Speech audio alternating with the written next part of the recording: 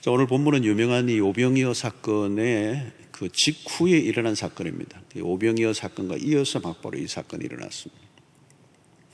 오병이어 사건은 어떤 겁니까? 우리가 잘 아는 것처럼 5천 명이 먹고도 남는 기적이 일어난 거죠. 아이들 또 여자를 카운트 빼면 한 2만 명 정도가 그 어린 소년이 바친 오병이어로 먹고 남았다. 참 기적이죠.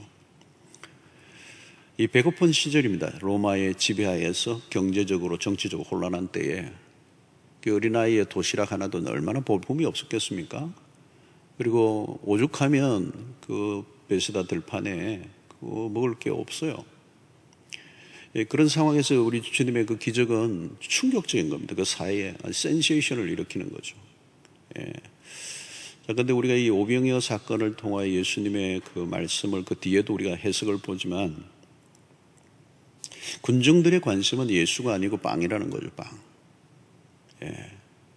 기적을 보았지만 기적의 의미 또 기적을 베푸신 분이 누군가 이걸 놓친 것입니다. 예수를 오해한 것이죠. 이것은 역사 속에 늘 있는 겁니다. 예수를 오해한다는 겁니다. 아마 지금도 여전히 오해받고 계신 분이 예수 그리스도일 거예요. 그럼 바깥은 물론이고요. 교회 안도 마찬가지. 자, 오늘 군중들이 예수에 대해서 오해하는 겁니다. 빵의 메시아로 본 거죠. 빵에 관심이 있었던 거죠. 너희가 배부른 것을 만족하는. 예수님의 제자들은 누굴까요? 제자들도 역시 흥분에 빠져 있는 거예요. 이 떡과 고기를 예수님이 나눠줄 때 그룹으로 만들어서 제자들이 떼어줄 때 얼마나 신났겠습니까? 그 수만 명 그 청중들, 이 군중들이 있는 데서 제자들이 막 그 광주리로 주님으로부터 받은 걸 가지고 떼고 하니까 막 받아 먹는 사람들 신이 날 거고 나눠줄 때도 얼마나 신이 나서. 그때 제자들이 막 자부심을 느꼈을 거예요. 내가 예수님 따라다닌 거 잘했고 제자된 게 너무 잘했다는 거예요. 이 백성들이 환호하고 고맙다 그러고 막 선심 서듯이 나눠주니까 얼마나 신이 났겠어요. 그런데 이 제자들의 마음에도 뭐가 있어요? 동일한 겁니다. 혹시 예수가 이 왕이 된다면 우리 한 자리 할 수 있지 않겠느냐는 거죠. 세속적인 욕망, 세속적인 계산. 예수님을 따라다니면서 예수님의 제자들이 끊임없이 마지막 십자가 직전에도 누가 오른편에 누가 왼편에 있을 것인가. 제자들이 어머니, 요한의 어머니도 막 치맛바람도 있고 그랬잖아요. 이런 상황입니다, 사람. 백성들도 예수를 오해하고 있었고, 제자들도 들뜬 감정 속에서 복잡한 세속적인 계산을 하고 있을 때, 그때 갑자기 장면이 바뀌는 겁니다. 이런 상황을 예수님이 모르실 리가 없죠. 군중들의 모습도 아시는 거고 제자들의 모습도 아시는 겁니다. 그래서 오늘 이 본 구절에 바로 앞절에 15절에 이런 말씀이죠. 그러므로 예수께서 그들이 와서 자기를 억지로 붙들어 임금으로 삼으려는 줄 아시고 다시 혼자 산으로 떠나가시니라. 예수님이 군중을 피하셨습니다. 그죠? 혼자 산으로 가셨다는 거예요. 혼자. 제자들을 왜 버려두셨죠? 그 당시에 왜 떼어버리시는 거예요? 결별을 하신 거예요. 일시적으로. 마태복음 기사를 보면 주님은 산으로 기도하러 가셨고 제자들을 의도적으로 바다를 건너게 하셨다는 겁니다. 의도적인 공백을 주님이 제자들과 두신 거죠. 왜 그러셨을까요? 주님은 제자들의 심정을 알고 있습니다. 분명한 것은 제자들의 그 들뜬 마음, 흥분된 마음을 쿨다운 하는 거예요. 냉각시키는 겁니다. 자, 16절, 17절 보면 갑자기 분위기가 썰렁해져요. 저물매, 16절 저물매. 제자들이 바다에 내려가서 배를 타고 바다를 건너 가버나움으로 가는데 이미 어두웠고 예수는 아직 그들에게 오시지 아니하셨다. 자, 장면이 완전 바뀌죠. 오병이어 사건과 이 본문의 장면을 보면 완전히 흙과 백처럼 이렇게 바뀌는 거예요. 앞에는 오병이어 사건 굉장히 막 어마어마한 흥분된 사건인데 갑자기 저물어지고요. 바다에 내려가고 어두워지고 예수는 오시지 않고 이 불길한 상황이 급기야 무슨 일이 벌어집니까? 18절에 큰 바람이 불어 파도가 일어나더라. 돌발 상황입니다. 아본의 사건과 너무 다른 거죠. 돌발적 사건이라는 겁니다. 오병이의 사건의 주역이 계신 주님은 보이시지 않고 자신들을 얼떨결에 바다를 건너게 했는데 갑자기 풍랑이 일어나는 거예요. 급반전이에요. 기적의 현장에서 기분이 최고조로 달아오르던 조금 전 상황과는 대조적입니다. 우리의 삶에 이런 반전이 많이 일어나요. 급반전. 우리는 가끔 너무 모든 게 잘 돌아가고 행복하고 감사하고 기도 응답되고 간정이 넘치고 이보다 더 좋을 수 없다고 생각하고 예수 믿기 잘했다고 생각하는 데는 순간이 있지만 갑자기 인생의 바람이 막 몰아닥치는 거예요. 이런 바람이 불면 속수무책입니다. 내가 원하지 않는 방향, 원하지 않는 상황으로 내몰리는 거거든요. 예기치 않는 일이 일어난다는 거예요. 여러분, 우리의 삶이 왜 힘듭니까? 내가 준비할 수 있는 상황이 아니에요. 준비 없이 이런 상황들을 맞이하는 거예요. 갑작스러운 상황들을 맞이한다는 거예요. 큰 바람이 불어 파도가 일어나더라. 우리 인생을 주로 바다에 항해하는 것과 같이 비유를 많이 하잖아요. 인생을 보면 천국과 지옥을 교차하는 경험을 할 때가 얼마나 많습니까? 갑자기 먹구름이 일어나고 풍랑이 일어나는. 항상 그렇습니다. 문제는 예고 없이 닥치죠. 한순간에 앞이 보이지 않는 상황으로 내몰리는 겁니다. 평소에는 세상에 일어나는 불행한 일들이 나와 전혀 상관없는 줄로 알아요. 고통의 문제는 나에게는 비껴날 줄로 생각하는 거예요. 뭐 TV에서 뉴스를 보고 막 해도 저게 나와 무슨 상관이 있느냐. 다른 사람이 암에 걸렸다고 해도요, 나는 안 걸릴 거라고 생각해요. 암에 걸리신 분들이 당황하는 거예요. 아니, 나에게 이게 오다니. 안 온다는 보장이 어디 있어요, 여러분? 이런 바다는 예기치 않는 순간에 바람이 불고 풍랑이 일어나요. 우리의 삶에 경험하는 시련은 대체로 갑자기 찾아옵니다. 욥기를 통해서도 욥에게 시련의 바람이 예고 없이 닥치죠. 욥은 그 이유를 알 수가 없어요. 오병이의 기적의 실행자로서의 예수와 함께 화려하게 데뷔한 제자들로서 생각하고 싶지 않은 일이 지금 일어난 겁니다. 상황은 언제나 가변적이고 불규칙적이다는 것. 자, 근데 바다를 건너게 하신 것은 누구입니까? 주님이십니다. 제자들은 말씀에 순종했고요. 그곳에 풍랑이 일어난 겁니다. 그렇다면 풍랑 가운데로 몰아놓으신 분은 주님이시죠. 왜 그럴까요? 성공에 도취되어 있는 순간, 그 성공에 도취되어 있는 제자, 그 제자들은 진정한 제자로서의 훈련을 받을 수 없는 상황이에요. 여러분, 사람이 잘 나가기만 하면 문제가 있습니다. 늘 성공만 한 사람을 한번 만나보셨습니까? 치명적인 결함을 안고 있어요. 성공주의에 빠져있는 사람들, 치명적인 결함을 앓고 있어요. 오병이의 사건만을 경험했다면 예수님의 제자들은 진정한 제자 훈련을 받을 수가 없어요. 제자들은 풍랑 가운데 꽤 오랜 시간 사투를 벌였습니다. 주님은 그대로 두셨어요. 시간적으로 인터벌이 있는 것 같아요. 그대로 두셔서 풍랑 가운데로 제자들은 힘든 시간을 보냈습니다. 어떻게 보면 가혹하게 보이죠. 여러분, 우리의 기도가 금방 응답되지 않을 때가 있습니다. 하나님께서 당신의 모습을 감추실 때가 많아요. 하나님의 부재,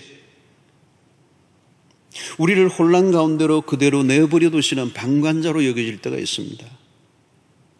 그래서 우리는 어려움이 닥칠 때 주로 고통의 원인을 찾아내려고 하고요, 그 고통의 치유책을 내가 스스로 찾아내기 위해서 몸부림을 칩니다. 그러나 그 어느 것도 쉬운 일이 아니에요. 인간은 고통을 다루는 일에 늘 서투릅니다.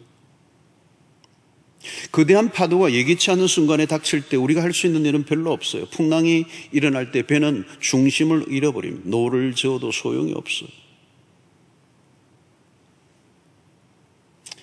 여러분, 욥의 아름다운 고백을 우리가 잘 알고 있습니다. 욥기 23장 10절의 말씀처럼, 그러나 내가 가는 길을 그가 아시나니 그가 나를 단련하신 후에는 내가 승검같이 되어 나오리라.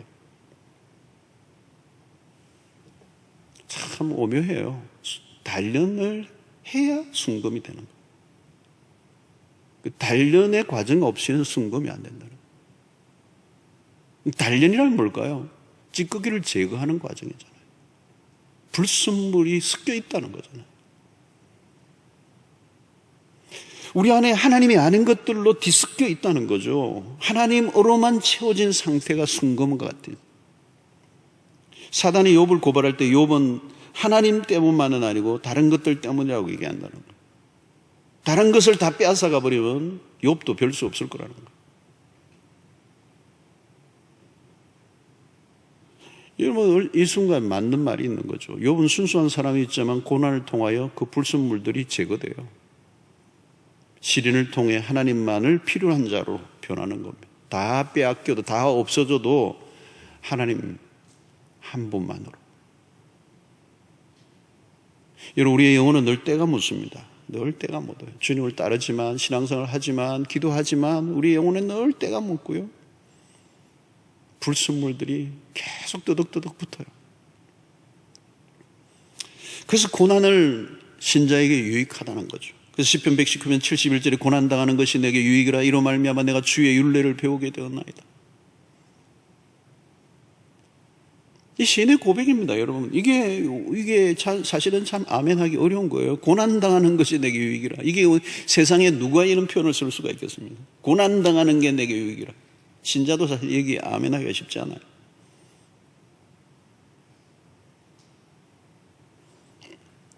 사람들은 실패보다 성공을 더 원합니다. 그러나 성공보다 실패로부터 얻는 게 훨씬 더 많습니다.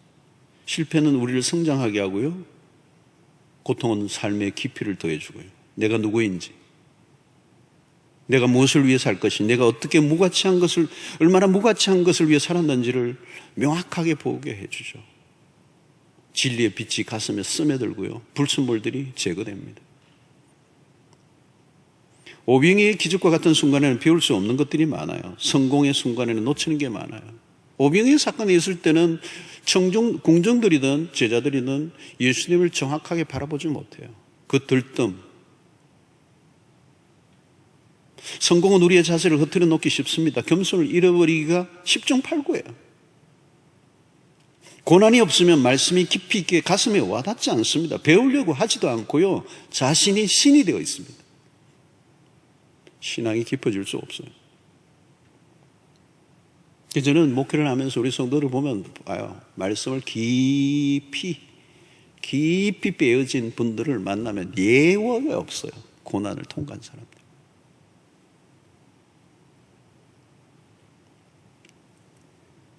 위기의 순간은 우리를 더 저절로 겸손하게 만들죠.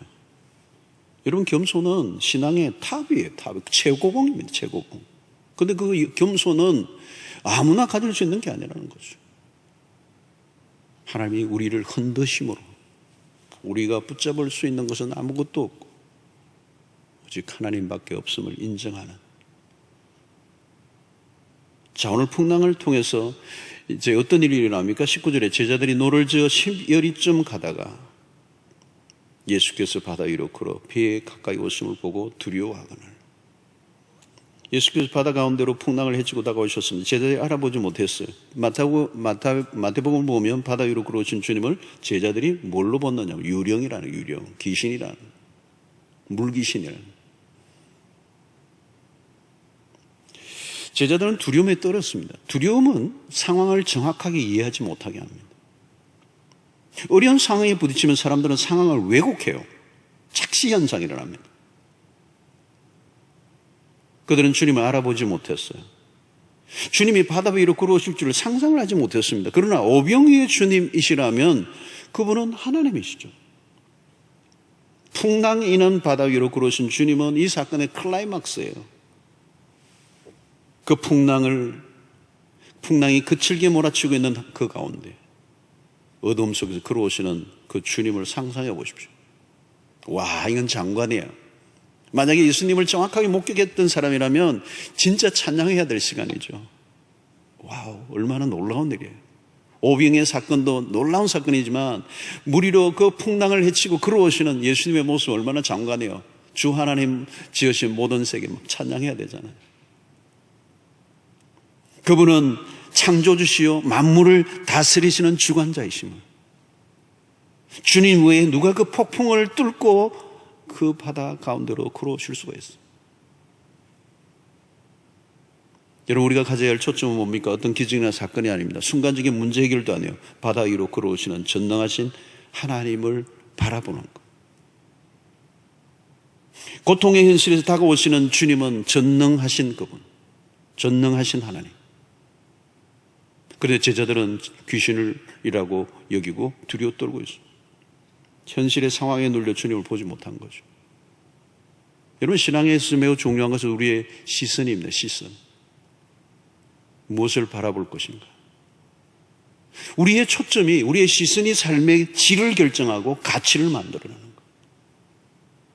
누구에게 초점을 맞추고 있는가? 지금 마주치고 있는 상황인가 사건인가? 왜 멀미를 하죠? 파도만 바라보면 멀미를 하게 돼 있어요. 흔들리는 환경에 초점을 맞추면 두려움에 사로잡히게 되어 있습니다. 우리는 오늘날 세상에 너무 예민해. 세상에 대해서 너무 예민해. 그러나 하나님에 대해서는 둔감한 삶을 살아요. 바꿔야 돼요, 여러분. 바라보는 게 너무 많은 거죠. 가시적인 것들, 비가시적인, 보이지 아니하시는 하나님보다 이 눈에 보이는 이 순간적인 것들이 우리의 마음이 다 빼앗겼어. 여러분, 얼마나 많은 사람들이 예수의 행하시는 이적을 직접 보았습니까? 떡과 고기를 현장에서 먹은 사람들이 한두 명입니까? 그러나 그들은 그 속에서 하나님의 하나님이심을 목격하지 못했어요. 빵에 취했어요.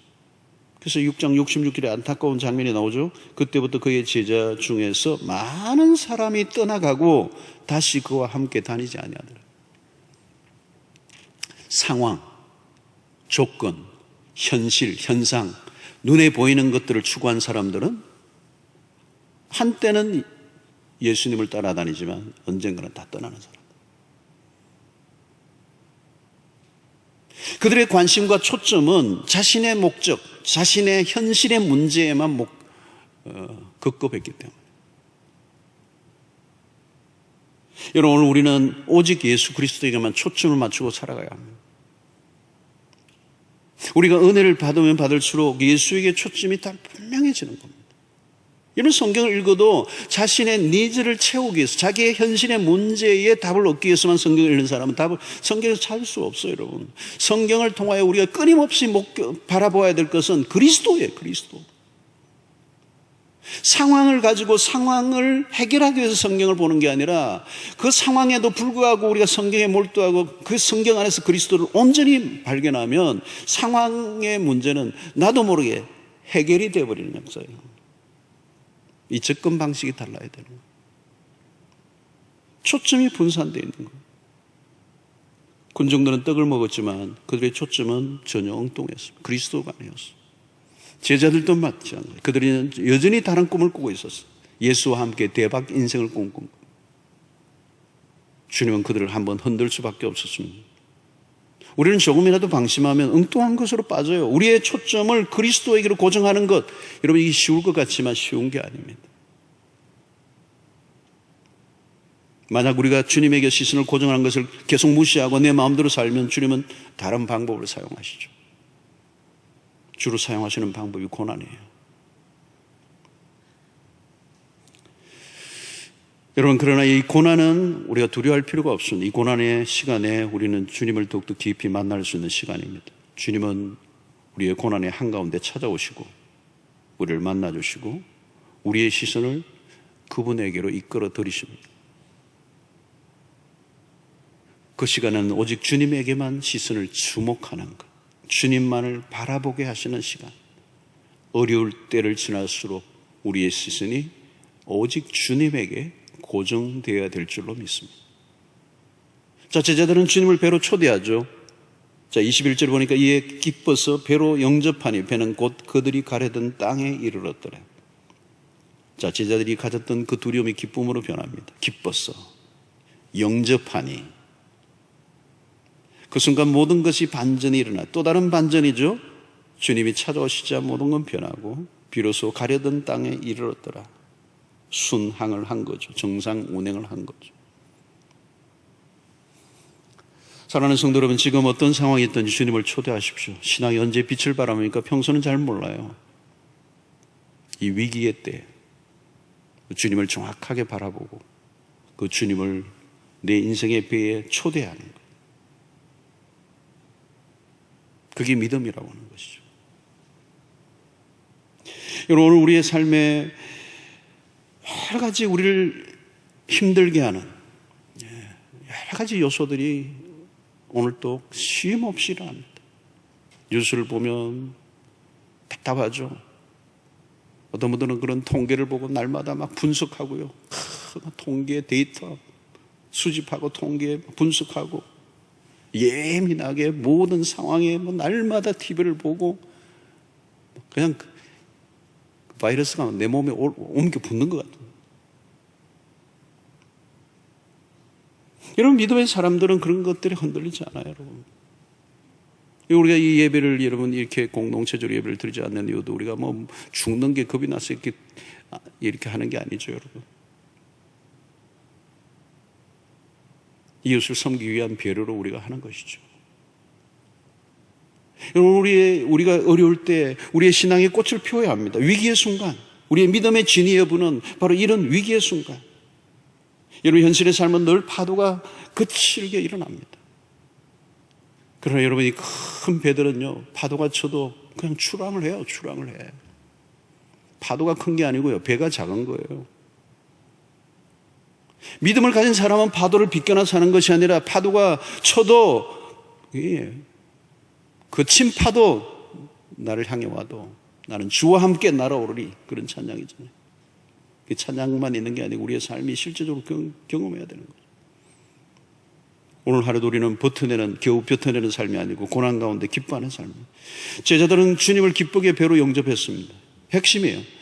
우리는 지금도 풍랑이는 세상 가운데 살고 있습니다. 늘 바람이 불고 풍랑은 그 속에 일어요. 여러분, 바다에 파도가 없는 날이 어디 있겠습니까? 우리의 한계는 늘 드러내요. 풍랑은 우리를 집어삼키려고 합니다.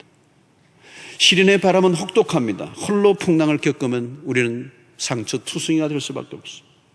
우리가 할 일은 지금 여기 이곳에 우리와 함께 하시는 하나님을 믿는 믿음이. 우리는 결코 홀로가 아닙니다. 우리의 삶의 기초를 항상 그리스도에게 두어야 합니다.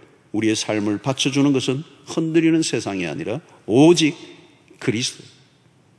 복음이 우리의 삶의 힘입니다. 우리의 삶의 시련을 피하고 살아갈 수는 없어요. 그러나 우리와 함께 하시는 그 주님, 그 주님과 함께 비상하는 풍랑을 뚫고 찾아오시는 그 주님과 함께 동행하는 삶을 살아가심으로 그 주님이 우리의 삶의 모든 위기로부터 문제로부터 벗어나게 해주시는 그 은혜를 누릴 수 있게 되기를 바랍니다. 어려운 일들을 하나님이 겪게도 하시지만 내버려 두시는 하나님이 하나 있어요. 정확한 온 타임에 우리에게 가까이 다가오시고 우리의 삶을 이끌어 주시는 그 주님.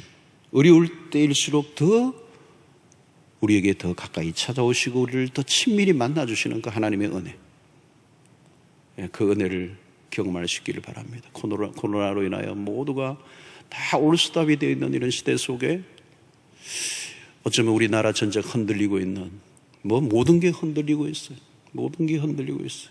이 흔들릴 때 우리가 바라보아야 할 것은 오직 한 분, 하나님, 우리 주님이심을 믿고 우리의 시선을 주님에게 고정하고 주님을 더 깊이 만나고 주님의 음성에 귀를 기울이고 주의 위로와 격려를 주님으로 받고 주님 안에서 소망을 얻는 은혜가 있게 되기를 주의 이름으로 축원합니다.